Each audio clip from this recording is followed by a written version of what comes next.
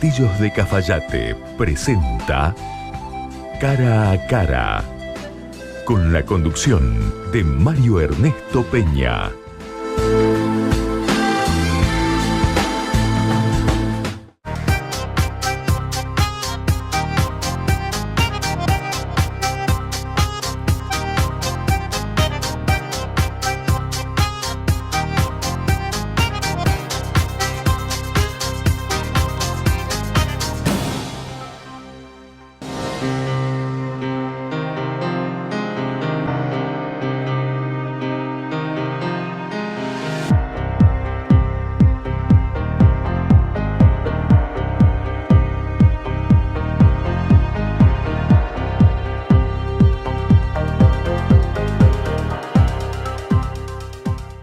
¿Qué tal? ¿Cómo les va? Espero que tengan todos ustedes muy buenas noches. Bienvenidos a una nueva emisión de Cara a Cara y espero indudablemente que hayan disfrutado del carnaval, que hayan tenido un feliz carnaval. Y atravesamos una semana que es extremadamente corta, pero no por eso cargada de elementos, de novedades de la situación política y económica en nuestro país. Sin lugar a dudas, esta semana corta, el eje central, el debate fundamental, se lo va a llevar la discusión de la reforma laboral, que, dicho sea de paso, en este mismo momento los diputados nacionales continúan debatiendo en una sesión que va a ser maratónica, como lo fue hace una semana atrás la sesión del Senado de la Nación, que terminó por darle media sanción a este proyecto de modernización laboral, como lo llama el gobierno de Javier Milei, a lo que es efectivamente una reforma plena de las estructuras, de lo que entendemos hoy como los términos, los acuerdos, cómo se establecen los mecanismos de contratación de los empleados en adelante. Lo cierto es que va a ser una sesión maratónica, lo decíamos, empezó algunos minutos después de las 2 de la tarde, en un momento para el gobierno que parecía ser que se llevaba a todos por delante. La semana pasada, luego de la media sanción en el Senado, el gobierno avanzaba con una determinación, una decisión de cerrar hoy esta ley y que se empiece a aplicar a partir del mes de marzo, es decir, de la próxima semana. Sin embargo, han pasado cosas en el medio. Hemos tenido un fin de semana largo y hubo una discusión, hubo un ruido que se empezó a agravar y a desarrollar cada vez más en los primeros días de la semana, en los primeros días hábiles de esta semana, porque se generó muchísima polémica en torno en particular a un aspecto de la ley y de la media sanción, el artículo 44, que inclusive lo empezaron a cuestionar y a discutir quienes la semana pasada habían votado favorablemente al artículo 44. ¿De qué se trata? Se ha dicho mucho. Bueno, ese es efectivamente el aspecto dentro de la ley de la reforma laboral que establecía una reducción de hasta el 50% del salario para aquellos trabajadores que tuvieran que tomar licencia, ya sea un día, una semana o 6 meses, por accidentes o por enfermedades que no estuvieran vinculadas directamente, lo digo entre comillas, al ámbito laboral. Es decir, una forma de privatizar la vida misma, la salud también de los trabajadores. Esto generó muchísima polémica, mucho ruido, inclusive bloques aliados como el bloque del PRO ya habían anticipado que en diputados no iban a aceptar que pase la ley con este punto. Inclusive los gobernadores, que han sido un bastión, han sido los aliados del gobierno de la Nación para, en el Senado, poder aprobar, darle media sanción al proyecto de reforma laboral y particularmente el gobernador de la provincia de Salta, Gustavo Sáenz, que de hecho en las últimas horas ha cuestionado el artículo 44. Y digo, lo ha cuestionado con declaraciones que han sonado, han tenido una repercusión importante. El gobernador Gustavo Sáenz dijo que los trabajadores no escogen, no eligen cuándo tener un accidente.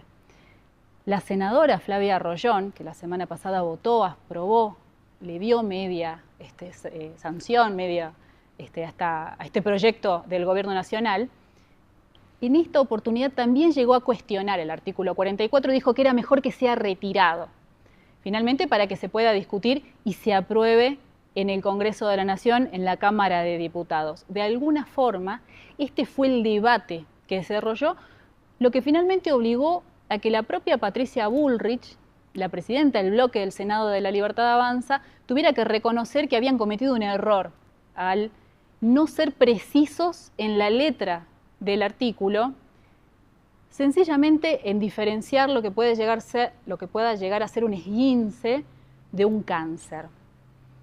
Indudablemente, lo de la senadora Bullrich es un reconocimiento de que entre gallos y medianoches, en una ley que tiene más de 200 artículos, han incorporado, sobre último momento, un planteo, un artículo que venía a condición de una negociación también con los sindicatos.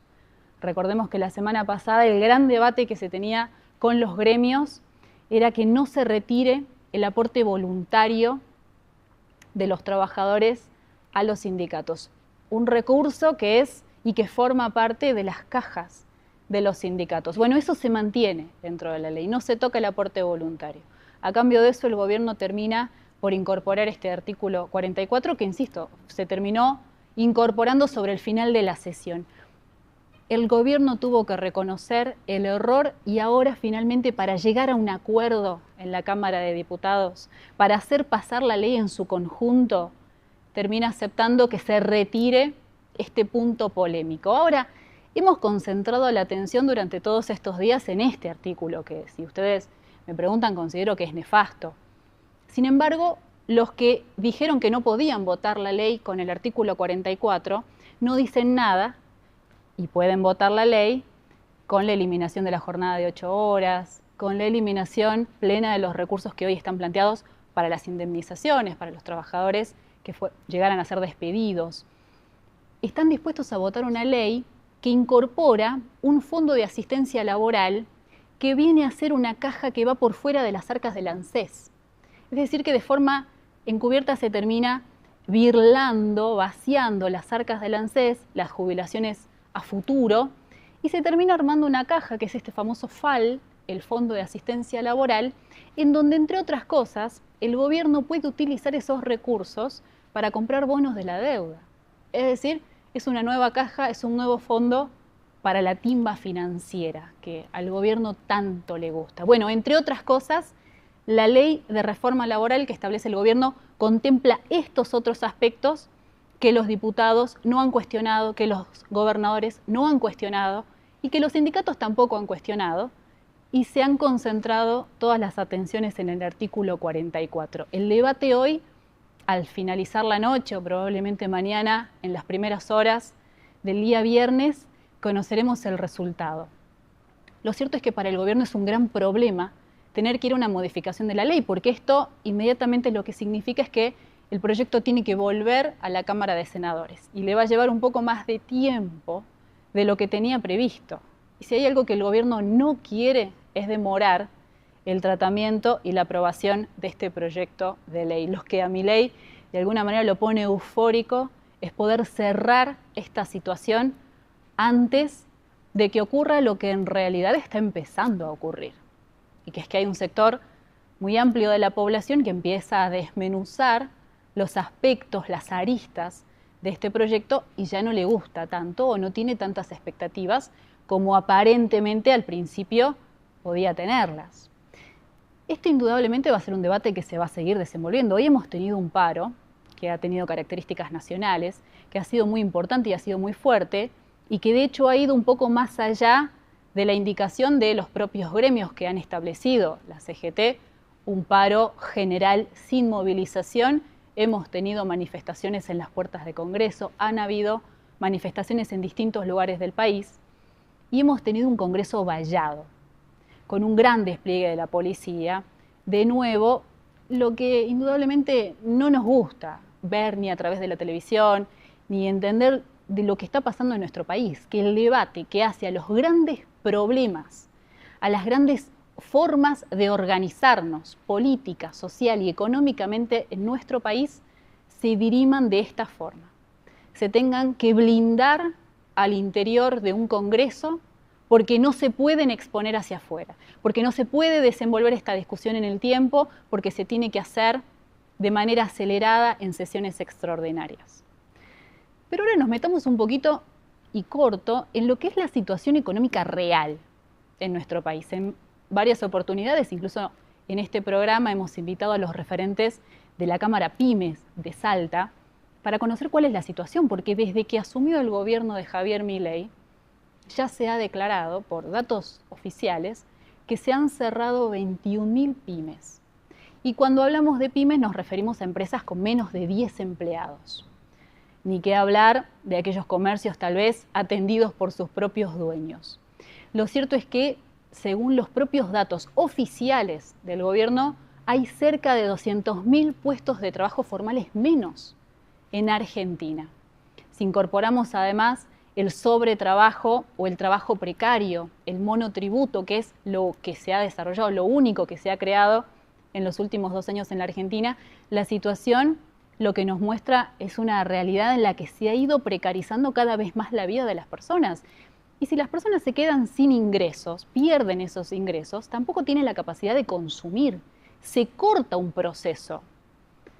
Sin embargo, esta semana hemos tenido aspectos que en realidad empiezan a preocupar y empiezan a preocupar a largo plazo, porque ya no estamos hablando solamente del cierre de las pymes.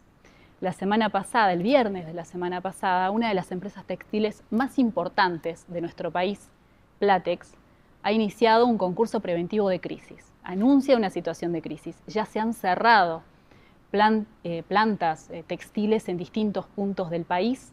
Solo en Tucumán ha habido 300 despidos. Y el miércoles, en el día de ayer, la noticia que se ha convertido indudablemente en la noticia del día, pero también lo va a ser de la semana, tiene que ver con el cierre de la empresa FATE, una empresa de neumático, una de las más grandes, importantes en nuestro país, con más de 80 años de trayectoria en Argentina, no solamente en la venta en el mercado local, sino también era una empresa exportadora, con una familia de empresarios, los Madanes Quintanilla, que además se dedican al aluminio. Es decir, no estamos hablando de un emprendedor, de alguien al que le fue mal en una inversión o en un negocio. Estamos hablando de la gran industria en nuestro país, finalmente, la que ahora anuncia deja a 920 trabajadores en la calle. Las consecuencias de esta situación, y acá está tal vez lo que a nosotros nos interesa también indagar y le preguntamos siempre a nuestros invitados. ¿El gobierno mide las consecuencias de la orientación política, de las medidas políticas que lleva adelante? ¿Hasta cuándo el sostenimiento de esta política, que indudablemente es reivindicada por el gobierno? Sus asesores económicos hace algunos días atrás han celebrado, han festejado como parte de la realidad que haya un sector de la industria, de las empresas que se fundan, que quiebren. Bueno, mientras a algunos les va bien, otros se tienen que fundir. ¿Hasta dónde se puede sostener esa situación sin que ocurra lo que ya ha pasado en nuestro país? Porque finalmente, recién lo comentábamos, cuando a los trabajadores se les cortan los ingresos y ya no hay de dónde más obtener esos ingresos, ¿qué ocurre? ¿Hasta dónde se va a ajustar la soga? ¿Hasta dónde se va a inflar la burbuja con un relato que en la realidad, que en la calle, no se ve? Hasta que estalle. ¿Y qué ocurre después? Porque estallar, va a explotar. ¿Qué pasa después? ¿A quién le va a echar la culpa el gobierno cuando la situación estalle? ¿A los trabajadores que están peleando por sus puestos de trabajo, por su salario, a los docentes, a los jubilados, a las personas con discapacidad, a los estudiantes, a las mujeres, a las disidencias? ¿A quién? Bueno, en nuestra provincia también están pasando muchas cosas y les queremos comentar a quienes vamos a invitar, a quienes hemos invitado en el programa de hoy, porque indudablemente Salta está inmiscuida, no solo en el escenario político, sino también económico a nivel nacional. No somos una isla. Y como no somos una isla, hemos invitado esta noche a Julio Facio. Él es vicepresidente de la Unión Industrial de Salta. Queremos conocer, queremos los detalles y por supuesto su opinión de lo que está pasando a nivel nacional y cómo está la industria en la provincia de Salta. Y también hemos invitado en la noche de hoy a Juan Manuel Chalabe, que es jefe de gabinete de la Municipalidad de la Ciudad de Salta, no solo para conversar con él, para que nos comente cuál es la agenda de la municipalidad en materia de obra pública, frente a los desafíos que tienen por delante, sino particularmente para conversar, para preguntarle sobre las proyecciones hacia una nueva carta orgánica que necesariamente tiene que discutir la ciudad de Salta este año. Así que los invitamos a que nos acompañen en la noche de hoy como lo hacen todos los jueves.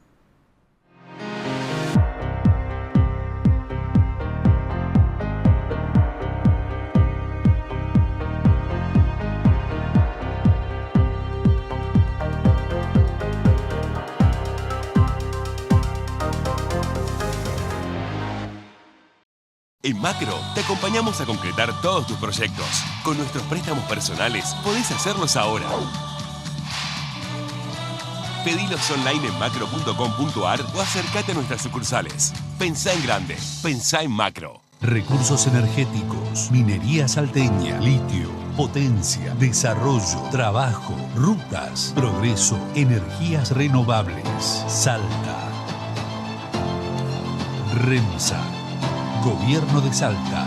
¿Querés conocer tu consumo de electricidad? Es muy fácil y en Edesa te contamos cómo hacerlo en 3 simples pasos. Busca el nivel de segmentación en tu factura o en la oficina virtual. Ingresa a simulador.edesa.com.ar. Carga los artefactos de tu hogar y el tiempo que los usás. ¡Listo! Ya podés conocer la estimación de tu consumo, la factura proyectada y qué artefactos están consumiendo más energía. Edesa. Somos energía que transforma.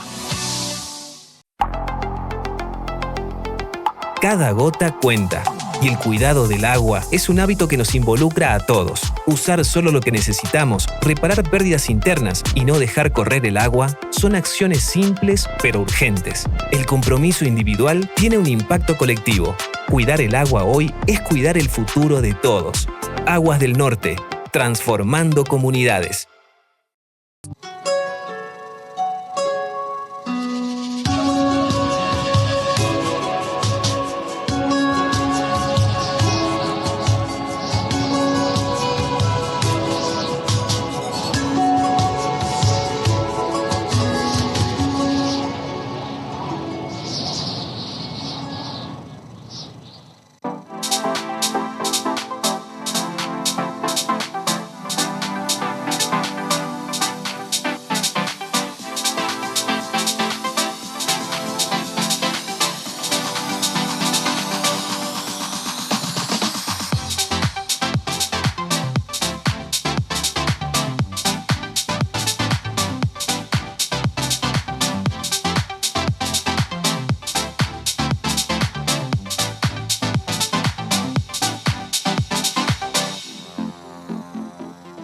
Cuando pones un pie en Salta, te encanta.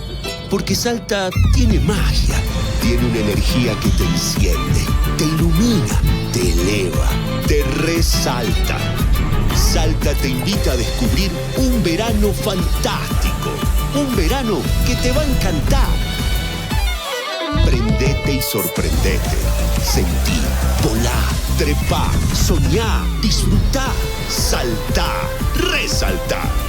Este verano, resalta con vos.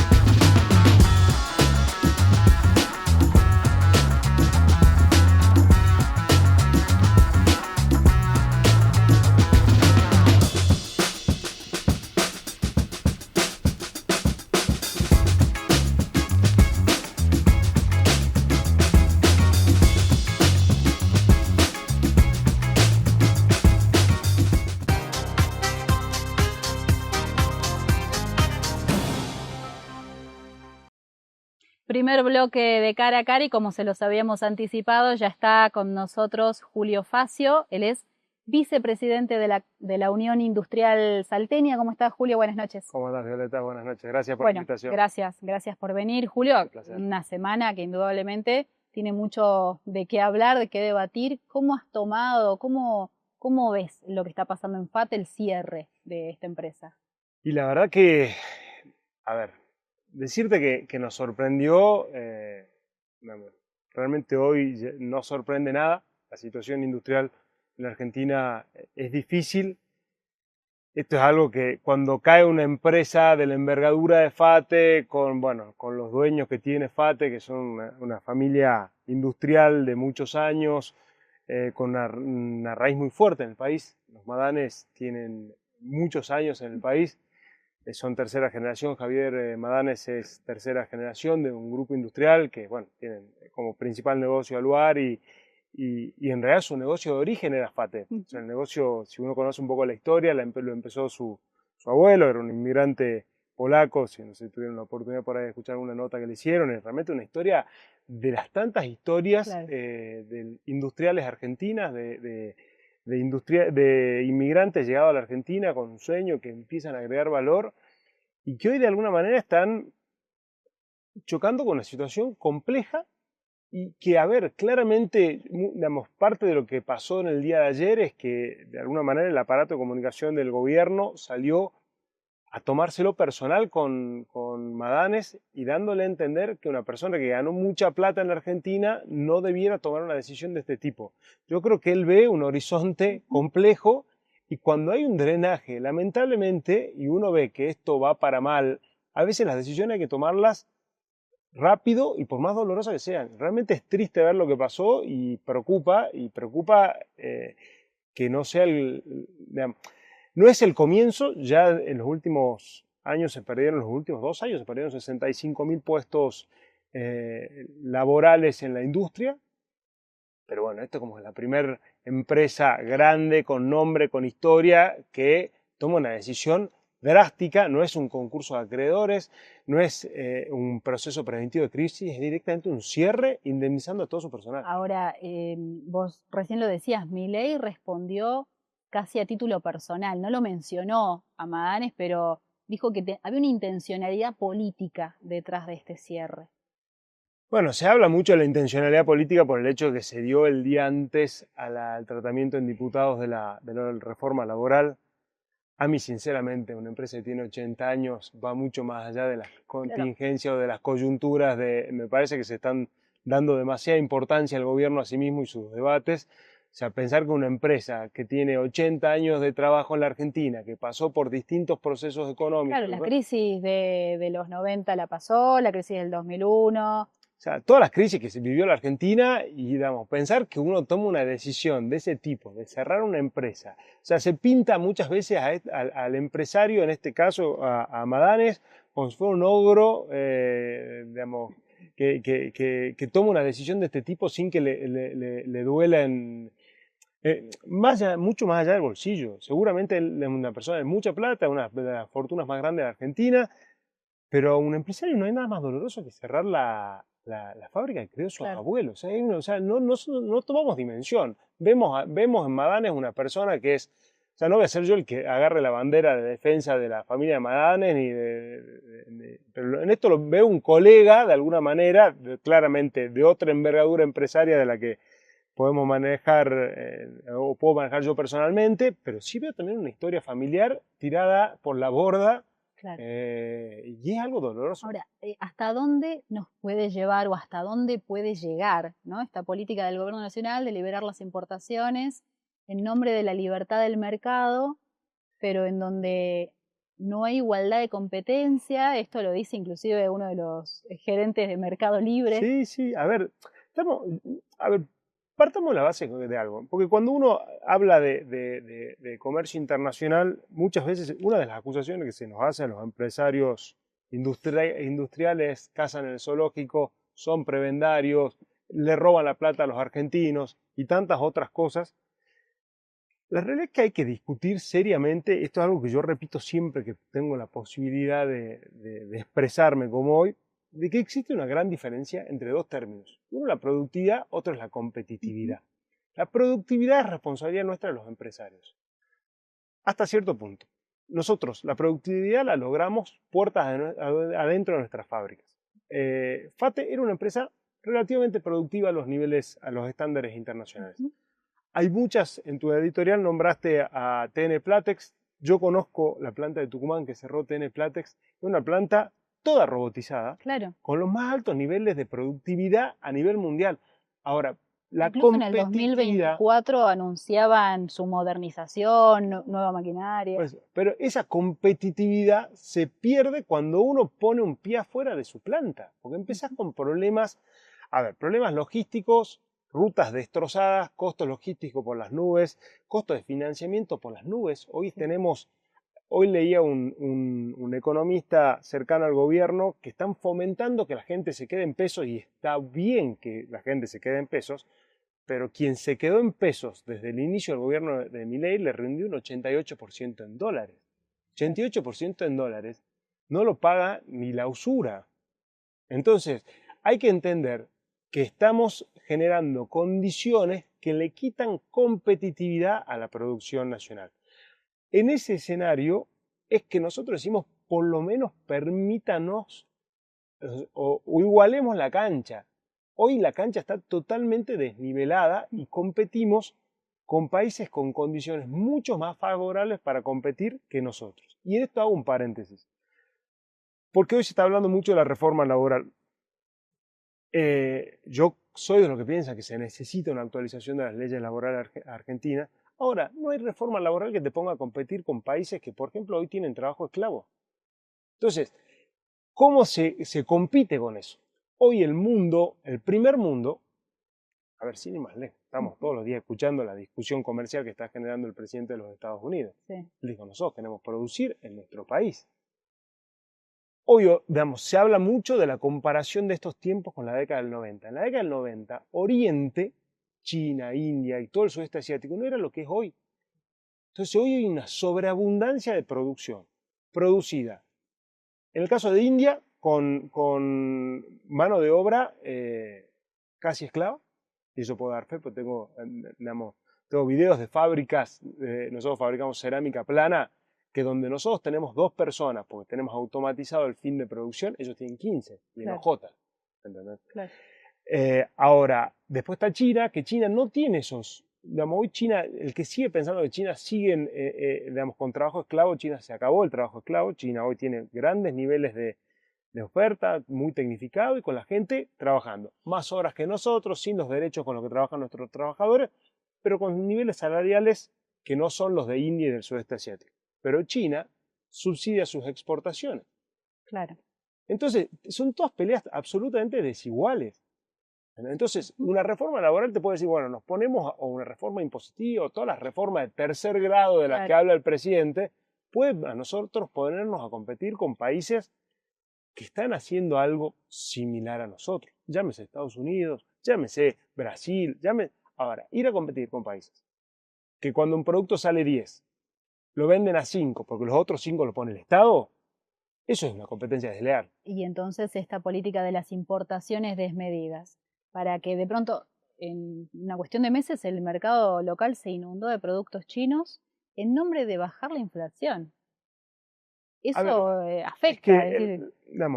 Yo creo que uno de los principales focos del ministro Caputo y su equipo fue la inflación desde el día 1. Claramente no se podía seguir trabajando con los niveles de inflación que habían heredado. O sea, trabajar con 10-12% de inflación mensual es una locura. Ahora, me cuesta creer, no soy economista, que un proceso de desinflación de esos niveles de inflación se pueda generar en 1 año y medio, 2 años, sin dejar un pendal. Porque la realidad es que hoy la plaza, o sea, la calle en general está muerta, la gente no llega a fin de mes, los niveles de mora, de créditos personales y tarjetas están por las nubes. Entonces, ¿cómo esperamos nosotros que esto se reactive si lo único que tenemos en la cabeza es bajar la inflación y bajar la inflación y bajar la inflación. Cuando terminemos de bajar la inflación no va a quedar nada en pie. Entonces yo creo que eso hay que cuidar también la economía de la micro y del trabajo de la gente, aunque sea eso a costa de algún punto más de inflación mensual. Hace algunas semanas atrás también consultaba, estuvieron invitados referentes de la Cámara PYME. Ellos nos decían, bueno, más allá de una reforma laboral, lo que necesitamos es una reforma impositiva. ¿Qué opinan desde la Unión Industrial? Definitivamente, a mí si me decís cuál era la primera, digamos, si agarrábamos el menú de las reformas, definitivamente la primera es la reforma impositiva. Nosotros hoy hay industriales argentinos tomando decisiones de inversión e instalándose en Paraguay, fundamentalmente porque hoy Paraguay tiene una apertura a la recepción de inversiones y tiene lo que llaman el Plan Maquila. Uh-huh. Dentro del Plan Maquila, las empresas que se instalan en Paraguay para generar valor agregado y se comprometen a exportar el 90% de su producción, o sea, es un plan para generar divisas, pagan un único impuesto al final de todo del 1%. No tienen ingresos brutos, no tienen ganancias, no tienen impuesto al cheque, no tienen impuestos no sé, a la publicidad, no tienen, acá, digamos, la cantidad de impuestos que tenemos, más las tasas, más la higiene y seguridad, más la municipal, más esto, más lo otro. Bueno, acá a 900 kilómetros de Salta tenemos un país recibiendo industrias que se instalan y con un único impuesto del 1% están poniendo su producto en el mundo. Ahora, hay que tener en cuenta, uno dice, pero bueno, después yo quiero un estado de bienestar. ¿Cómo puedo generar un estado de bienestar si no recaudo impuestos? Ahí es donde nosotros industriales, de alguna manera, hacemos una diferencia en el hecho de quién produce transables y quién no. Uh-huh. Nosotros industriales, yo digo, quien tiene un supermercado, no sé, yo pongo una peluquería, vos pones tu peluquería Violeta a 2 cuadras y jugamos con las mismas reglas. Vos pagás los mismos impuestos que yo. Bueno, nosotros tenemos una fábrica, en el caso nuestro particular, tenemos una fábrica de cerámica. Nosotros competimos con la fábrica de Brasil. La fábrica de Brasil no tiene las mismas reglas que nosotros. Claro. Entonces, quien compite en transables, que es algo que entendió a la perfección Paraguay, tiene que jugar con otro tipo de reglas. Porque son los que al final del día te generan las divisas para no estar siempre corriendo atrás del dólar como pasa acá en la Argentina. En Salta, Julio, ¿cuál es la situación? ¿Hay industria, fábricas en condiciones de cierre, de crisis? Mira, nosotros acá en Salta, desde la Unión Industrial, veníamos trabajando con el ministro de los Ríos y ahora la idea es seguirlo con el ministro Lupión. La idea es generar un observatorio. La realidad es que no tenemos esas estadísticas, pero bueno, tenemos relación con nuestros socios. Hoy, escenarios de cierre no tenemos. La realidad es que Salta, el entramado industrial de Salta no es tan amplio como quisiéramos, con lo cual nos conocemos mucho y hoy escenario de cierre no tenemos, pero sí hemos tenido pérdida de puestos de trabajo y sí tenemos preocupación y estrés financiero por la falta de venta, por la caída de las rentabilidades, por los costos financieros que están teniendo que afrontar todas las empresas. Entonces la situación es preocupante y estamos todos a la espera de que esto de alguna manera reactive. ¿Hay algún sector en particular que tenga así una beta o una luz que tenga posibilidades de reactivar antes que otro? ¿O la vara está igual para todos? Y a ver, la minería de la que tanto se habla. Hay una realidad. Hoy, digamos, estamos de alguna manera, en parte ayer en la reacción del presidente a esto que pasó con FATE. Yo por ahí miraba las redes sociales y eran 2, 3 no sé, tweets para contra FATE y 4 o 5 tweets anunciando inversiones mineras. Ajá, sí. La realidad es que las inversiones mineras son importantes. Yo considero que la Argentina está desperdiciando su potencial minero. La minería es un mercado que la Argentina tiene que explotar y que seguramente en los próximos años va a generar trabajo. Hay una realidad también, digamos, la minería tiene fases. Cuando uno está en fase de montajes, el otro día escuchaba el proyecto Vicuña en San Juan, que es uno de los proyectos más grandes que hay dando vuelta, que es una planta muy grande, con la capacidad de generar divisas monstruosa, pero que se opera con 450 personas. Claro. Estamos hablando de una fábrica de neumáticos en el conurbano bonaerense que se acaba de cerrar con 920 trabajadores. Exacto. Entonces, ahora esa planta Vicuña en fase de montaje hablan de 5.000 puestos de trabajo directos. Estaremos 3 años montando la planta, pero el día que empieza a producir la planta genera 450 puestos de trabajo directos, más los indirectos que generan en torno, que es mucho trabajo, pero yo creo que hay que trabajar en militar de alguna manera yo digo la política del I. O sea, la Argentina es un país que necesita del campo, de la industria, de la minería, del sector financiero. Claro. O sea, no hay que hacer un cuco al sector financiero. Nosotros necesitamos un sector financiero prestándole al sector privado para poder generar trabajo, para poder actualizar las plantas. Pero bueno, es todo el aparato productivo en su conjunto tratando de generar trabajo para los argentinos, divisa y bienestar para los 50 millones de argentinos. Ese es el desafío, digamos. Julio, muchas gracias. Nada, un placer, Violeta, y bueno, ojalá que pronto estemos hablando, si Dios quiere, de una mejor situación y de realmente poder apostar a generar valor y poner en valor, valga la redundancia, a quienes generan valor. Bueno, muchas gracias por haber venido. En un ratito volvemos, ya está en los estudios Juan Manuel Chalave, él es jefe de gabinete de la municipalidad. Volvemos después de la pausa.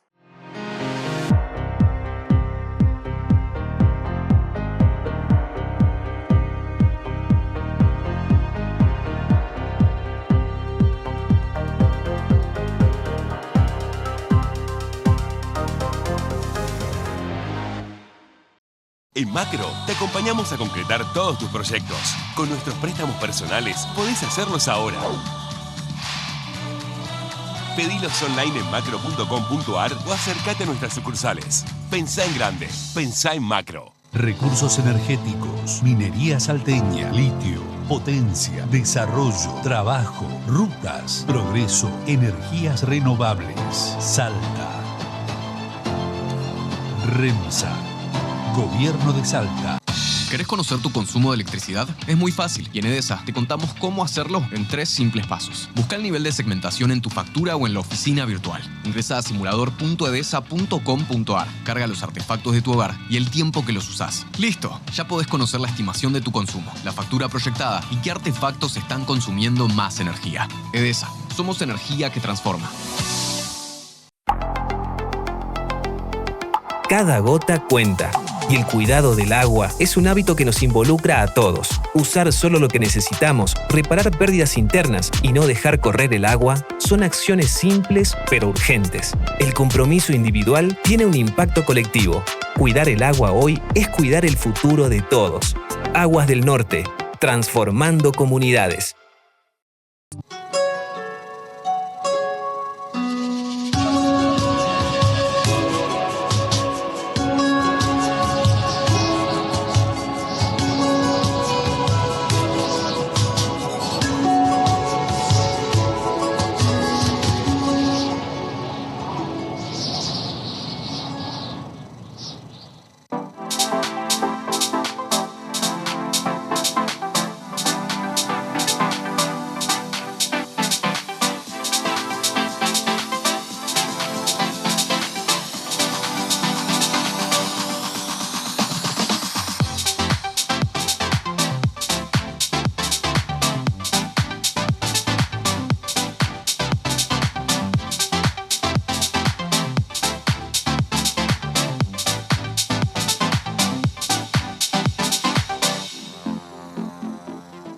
Cuando pones un pie en Salta, te encanta. Porque Salta tiene magia, tiene una energía que te enciende, te ilumina, te eleva, te resalta. Salta te invita a descubrir un verano fantástico, un verano que te va a encantar. Prendete y sorprendete, sentí, volá, trepá, soñá, disfrutá, saltá, resaltá. Este verano, resalta con vos.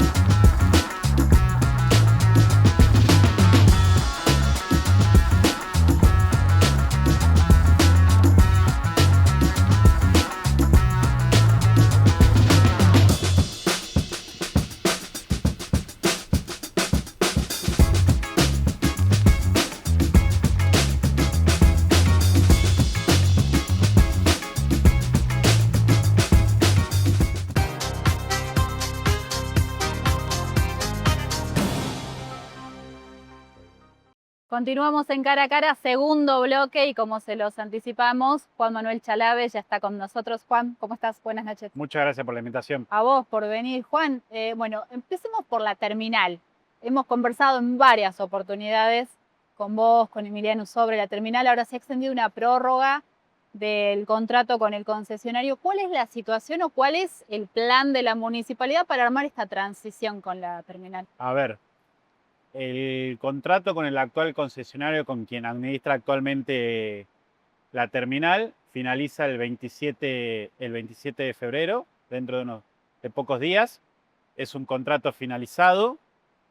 A partir de ahí, previendo esta situación, la municipalidad tomó la decisión el año pasado de conformar una sociedad que administre provisoriamente la terminal en el marco de una nueva licitación, de un llamado a licitación. En unos pocos días va a salir el llamado a licitación, una licitación nacional en la que ya algunos privados manifestaron la intención de presentarse. Y bueno, a partir de ahí, el planteo de esta gestión de cuál es la terminal, cuál es la expectativa que tiene esta gestión de la terminal. Entendemos que tenemos que tener una terminal con mucha más jerarquía, una terminal más ordenada, una terminal más segura, una terminal más moderna, que hoy no tenemos. Y bueno, a partir de eso iremos viendo cuáles son las mejores propuestas que se presentan a partir del pliego que se presenta. Ahora, si bien la prórroga es por 90 días, entiendo, ¿esto se puede cortar antes en función de una decisión de la municipalidad o son los plazos que maneja la municipalidad? No, son los plazos que uno maneja entre la presentación de una propuesta, la confirmación, el desarrollo de una propuesta, de una oferta, y esto se maneja en términos de que la presentación de una propuesta se pueda desarrollar en un ámbito de mayor transparencia y que sea igual para todo lo que quieran presentarse. Con los empleados de la terminal, ¿saben cómo se va a trabajar, cómo se va a operar? ¿Van a ser empleados de la municipalidad? Venimos en constante diálogo, no solo con los empleados, y quiero hacer una corrección ahí que parece semántica, pero no lo es. No son empleados de la terminal, son empleados de la empresa que hoy administra la terminal. Bien. Lo cual es totalmente distinto. Venimos dialogando con los empleados y también con los comerciantes que tienen hoy, que tienen hoy comercios, valga la redundancia, dentro de la terminal. Y esta prórroga también fue automáticamente desarrollada para tanto los empleados como para los comerciantes. En ese sentido, se viene dialogando con todos los sectores y queremos llegar a una mejor propuesta. Porque la terminal, si bien es para los turistas, también tiene que ser para los salteños, y también hay que tener en cuenta los empleados y hay que tener en cuenta los comerciantes. Juan, de cambio de tema, ¿van a iniciar acciones legales con la exintendenta por este último episodio del puente de Santa Lucía o ya lo hicieron? Mirá, estamos analizando todo a partir de lo que sucedió la semana pasada, que pudo ser una verdadera tragedia con lo del puente Santa Lucía. Estamos analizando tanto los expedientes que datan de 2020. De 2020, le recordemos a la gente que de los 5 pilotes que hoy tiene el puente Santa Lucía se reparó uno. Primero estamos analizando por qué se reparó uno y por qué se tomó esa decisión a partir de un trabajo de una empresa privada que entendemos que la empresa hizo lo que se le pidió en ese pliego. Ahora, lo que no se interpreta todavía muy bien, y eso lo estamos analizando con especialistas en la materia, con ingenieros especialistas en estructura y en puentes, es por qué se tomó la decisión en el 2020 de arreglar solo uno de los 5 pilotes. De los 5 pilotes, hay que decirle también a la gente que en el 2007 se había arreglado uno.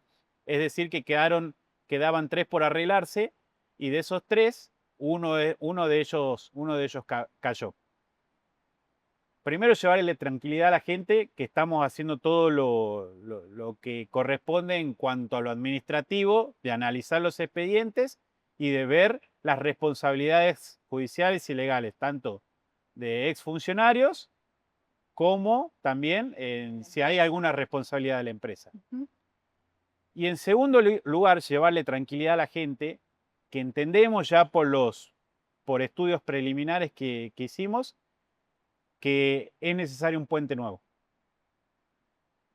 Llegamos a una conclusión parcial de que es necesario un puente nuevo, que ese puente no se va a poder recuperar, porque esta gestión entiende de que no se pueden parchar obras, parchar y parchar. Estamos hablando de un puente de más de 80 años. Estamos hablando de un puente no solo de más de 80 años, sino de que se hizo un puente con tecnología que hoy ya no existe, que hoy ya queda totalmente vetusto, absolutamente obsoleto.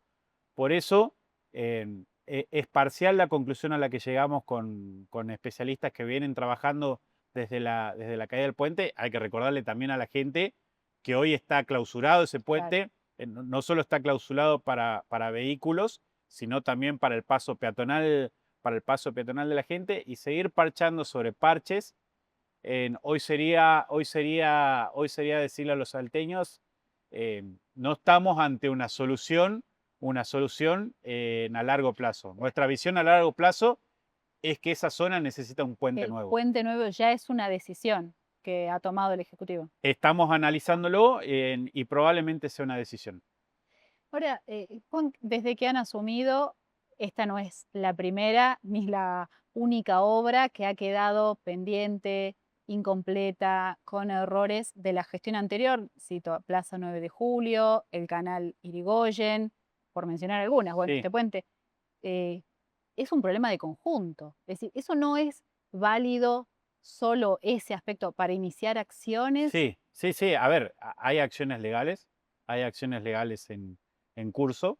Bien vos lo nombrabas, el canal del Irigoyen. Tenemos obras sin terminar y que seguimos pagándola. No solo esta gestión, porque no se trata de esta gestión, Violeta, se trata de los salteños. Los salteños, en definitiva, terminan pagando obras o mal hechas o que se hicieron a medias, como Barrio El Carmen, en que no se sabe muy bien, se estaba haciendo un trabajo de cloacas, no se sabe muy bien qué se hizo y qué no se hizo. Hay obras también que han sido paralizadas por el gobierno nacional. Digo, fue una herencia bastante pesada que uno, como te digo, tiene que ser responsable en lo que va a hacer para adelante, pero también en determinar las responsabilidades legales y las responsabilidades que le caben a cada uno para atrás. Porque también de eso se trata, de administrar con eficiencia y de administrar responsablemente los recursos de los salteños. Esos son los problemas hacia atrás. Ahora, hacia adelante. En este año, entiendo, en los primeros meses ya debiera empezar a reunirse la convención municipal. Han sido electos los convencionales el año pasado. ¿Cuándo se tiene previsto la convocatoria, las sesiones? ¿Ya tienen algún diagrama desde el Ejecutivo? Bueno, nosotros ya venimos conversando con los convencionales constituyentes. Va a ser una discusión que se dé durante 3 meses, entiendo yo. Se puede llegar a haber una prórroga. Es muy interesante la discusión porque tiene que ver con reformar reformar la convención y con la falta que hace en términos de que la política comience a hablar de lo que a la gente verdaderamente le interesa. Y me parece que ese va a ser el principal desafío, más allá si la convención va a ser opositora, si va a ser oficialista, quién la va a dirigir, cómo se va a conducir. Me parece una discusión muy interesante para los salteños. Lo tiene que convocar el Ejecutivo. Lo tiene que convocar el Consejo Deliberante. Ajá. Y el Consejo Deliberante ya está trabajando en eso, que seguramente irá de la mano con el inicio de sesiones ordinarias el próximo 1 de marzo. Y me decías vos, ya están conversando, ya están teniendo reuniones con los convencionales. Te pregunto, en este caso, con los que han ingresado vinculados al Poder Ejecutivo, también con los sectores de la oposición. Conversamos con los que entraron por el sector del oficialismo. Me parece que la discusión con los otros sectores, particularmente con el sector de del oficialismo, de la oposición se va a dar en los próximos días, de la mano también de la composición del nuevo Consejo Deliberante para este año. Y cuando decís que la prioridad es, bueno, la agenda de los vecinos, lo que le importa a los vecinos, ¿cuáles serían estos principales aspectos? Bueno, seguramente ustedes, la gente, se los traduce de forma Bueno, es cotidiana. darle mayor participación a la gente en las decisiones que toma uno, en las cosas que tengan que ver con lo presupuestario. También no puede estar la política de espalda a lo que la gente necesita. Hay discusiones como que se van a dar pensando, por ejemplo, en las sesiones ordinarias del Consejo Deliberante. ¿Cuándo comienzan? ¿Cuándo arrancan? En Bueno, marzo. en Claro. marzo. Hay que dar la discusión esa. ¿Cuánta gente tiene tantos días de receso? Ujú. Y seguramente se dará una discusión honesta y transparente. Me parece que el mayor desafío, insisto, Violeta, que tenemos es dar discusiones que tengan que ver con las discusiones que están dando los vecinos. Problemas de organización, por ejemplo, dominial, urbanización, una afectación, un problema fundamental en Salta es la cuestión de la vivienda. ¿Se Ten- puede, tiene alcance la Carta Orgánica de la reforma? Tenemos muchos desafíos por delante. El alcance se irá dando, me imagino, con la dinámica que vaya tomando la convención. Y también entiendo yo, Violeta, que esas discusiones también se pueden dar, en nuestro caso, en el ámbito legislativo, y el ámbito legislativo que le toca a la municipalidad es el Consejo Deliberante, así que nosotros tenemos mucha expectativa en torno al trabajo que haga este año la Convención Constituyente y también el Consejo Deliberante. Volvemos o continuamos en la Sí. cuestión de las obras. Han anunciado una nueva obra de envergadura en Avenida Bolivia, zona norte de la ciudad de Salta. ¿Cuándo está previsto que empiecen Mira, con esta estamos obra? finalizando lo que es el proyecto, la presentación del proyecto. Va a ser una obra sin duda muy importante para jerarquizar esa zona. No solo se trata de una repavimentación de los ingresos a los barrios de zona norte, sino también la jerarquización en cuanto a los espacios verdes que están alrededor de la colectora de Bolivia. Tiene que ver con mejorar la iluminación, con mejorar las dársenas, con mejorar la accesibilidad. Salta es una ciudad que necesita de mucha y mejor accesibilidad y tenemos un enorme desafío en eso. Y volviendo un poco a lo de me preguntabas por la terminal y nosotros qué terminal imaginamos. También hay que decir que la terminal es parte de un proyecto mucho más integral y mucho más importante que tiene esta gestión como visión, y es jerarquizar la Avenida Asunción. ¿Qué significa eso? Estamos trabajando en un proyecto que se va a presentar también en los próximos días, que tiene que ver con un proyecto integral desde el peaje hasta la terminal, no solo con repavimentación, también, sino con la recuperación de los espacios verdes, la recuperación de las veredas, de todo lo que es la calzada, de mejorar los espacios verdes. Y va a ser un trabajo integral para revitalizar esa zona. Nosotros entendemos que tenemos que revitalizar esa zona, porque pensar en la terminal como un proyecto aislado, Claro. me parece que nos quedamos cortos. Tenemos que comenzar a pensar en no solo revitalizar la zona para los vecinos, sino también revitalizarla comercialmente hablando. Está el Parque San Martín, toda esa Muchas zona cosas, en el medio. muchas cosas por delante. Juan, muchas gracias por Gracias haber a vos. venido. Nosotros llegamos al final del programa de la noche de hoy. Nos vamos a volver a encontrar el próximo jueves, como lo hacemos habitualmente a partir de las 10 de la noche. Muchas gracias.